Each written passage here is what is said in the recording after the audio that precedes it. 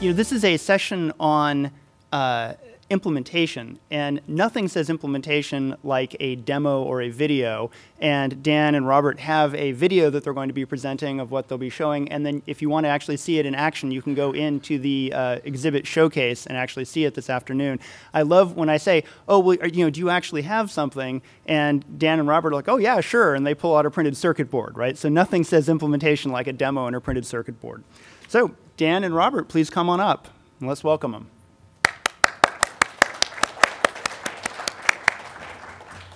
All right, thanks a lot. Thank you, everybody, for coming to hear this. I'm going to give just a quick introduction here.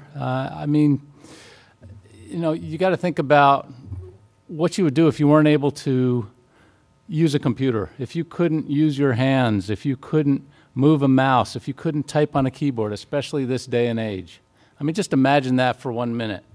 And what Robert has done is pretty remarkable. I mean, we're talking about a life-changing technology. He's actually been able to create this technology to where your eyes become the mouse. If you want to click on an object, well, you can't click on it. You just blink, or you do a long stare.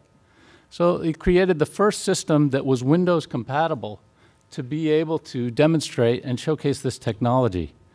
And as I said, he's been featured in both Wall Street Journal, Fox News has picked it up, the Today Show. I mean, the technology is pretty amazing when you think about the capabilities and what it's been able to provide. And so when we came out with our Zinc product, he actually had seen this, and he thought, you know what, this makes a lot of sense to me, because right now, all my systems, I'm tethered to a PC. All the image processing is done on the PC. What now what the Zinc is able to do is untether them. All the image processing is actually done in the FPGA on the Zinc device itself. And because it has ARM processors, he's able to run different operating systems, capabilities. So he'll be talking about how he's been able to now have an Android-based system for this. And what he's really been able to do is to leverage the fact that now he's untethered into many, many different applications from that standpoint.